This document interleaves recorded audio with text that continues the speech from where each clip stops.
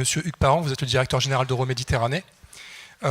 Euroméditerranée qui est un accélérateur de l'attractivité de la métropole marseillaise.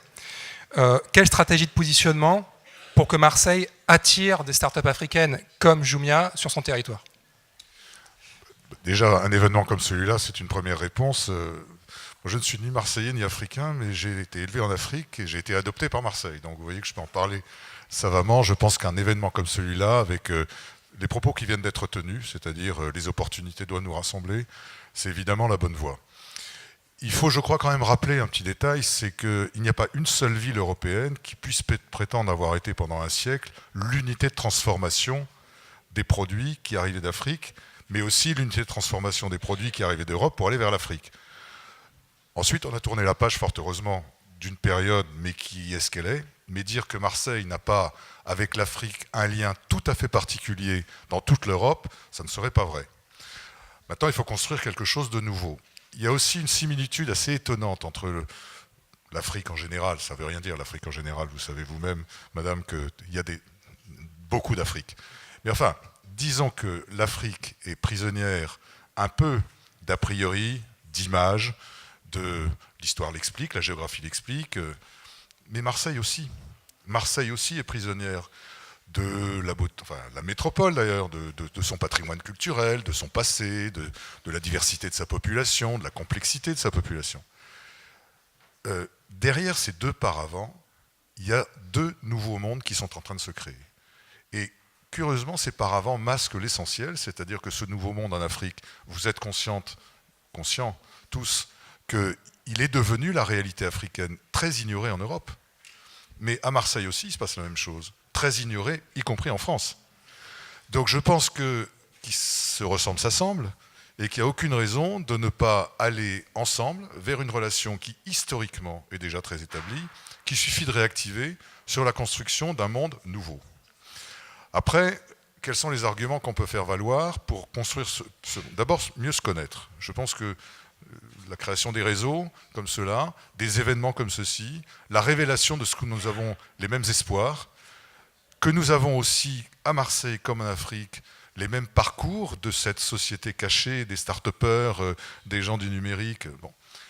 Il faut aussi des signaux très clairs. Je propose par exemple que lorsque l'établissement public, Euroméditerranée, organise Med Innovant, qui commence à avoir un succès sérieux pour le rayonnement de cette particularité du sud de la France qui est le travail sur le numérique ou le digital, soit ouvert aux startups africains pour la prochaine édition, par exemple.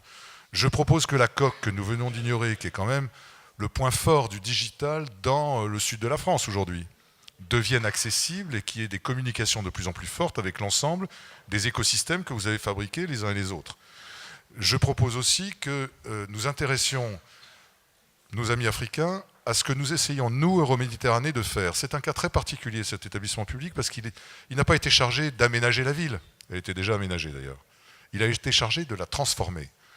Et évidemment, depuis 20 ans, on a pris le pli qui consiste à dire, pour transformer cette ville, partons de l'image de départ, qui est une image ancienne, la ville la plus ancienne de France, d'ailleurs. Sautons une révolution, ça doit vous dire quelque chose. Je parle d'une révolution technologique. Et passons à la prochaine. Construisons la ville attirante dans 10 ans, dans 5 ans.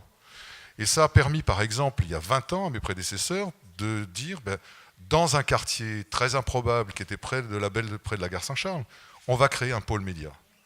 Ensuite, ça a permis à mes prédécesseurs toujours, enfin je l'ai suivi, accompagné, comme Jean Rata, bien sûr, qui fait partie du conseil d'administration de cet établissement, le plus ancien, j'osais pas le dire. Ça leur a permis de se dire, on va créer une ville tertiaire, parce que si on crée une métropole un jour entre Aix et Marseille, il faudra un cœur tertiaire, l'endroit où on met un centre de décision. Mais ça ne suffit plus aujourd'hui de faire une ville tertiaire. Il faut l'accompagner de fonctionnalités, elles ont été créées. Mais ça ne suffit pas non plus. Il n'y a plus aujourd'hui de ville tertiaire statutaire avec des immeubles en hauteur et des banques et des assurances qui se mettent dedans. Tout est devenu utilisation d'outils digitaux. Tout est devenu environnement de start-upers, d'inventeurs, de créatifs. Et demain, le monde que l'on qualifie de bien installé, le monde des tertiaires classiques, on connaît les administrations publiques et tout ça, ne vivra qu'en s'alimentant de ce que les créateurs apportent, de ce que les gens qui travaillent dans les technologies les plus avancées apportent. Donc c'est la raison pour laquelle nous avons beaucoup investi sur cette filière-là. Nous continuons à le faire. Jean-François Rayet, qui est dans la salle, est connu de tout le monde, et il sera bientôt connu en Afrique des gens qui travaillent sur ces métiers-là. Mais on va aller encore plus loin. D'habitude, aujourd'hui, on sait qu'il faut environner. J'étais patron de l'aménagement de la Défense à Paris avant, c'est exactement le même problème. On a des tours en hauteur, mais des gens qui ne veulent plus aller bosser parce que les jeunes ne veulent plus aller travailler dans des endroits comme ça. Donc il faut environner de quartiers qui sont beaucoup plus créatifs. C'est ce qu'on fait. Mais là, on va passer à une dimension supérieure, c'est qu'on va entrer par les créatifs pour créer la forme urbaine.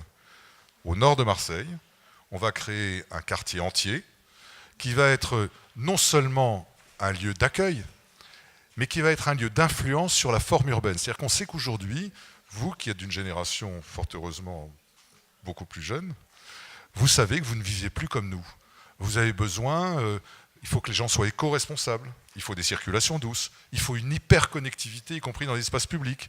Il faut toute la question, effectivement, l'accession à la consommation a changé. On va essayer de construire ça dans la partie de Marseille dont l'image à l'extérieur est la plus dégradée. Donc vous voyez pourquoi nous nous intéressons à tous ces métiers, à toutes ces nouvelles technologies que vous poussez, et la raison pour laquelle nous essayons de les regrouper à la fois pour les rendre visibles pour la métropole marseillaise, mais aussi pour nous en servir, pour développer les quartiers qu'on va faire demain. Merci beaucoup. On peut applaudir.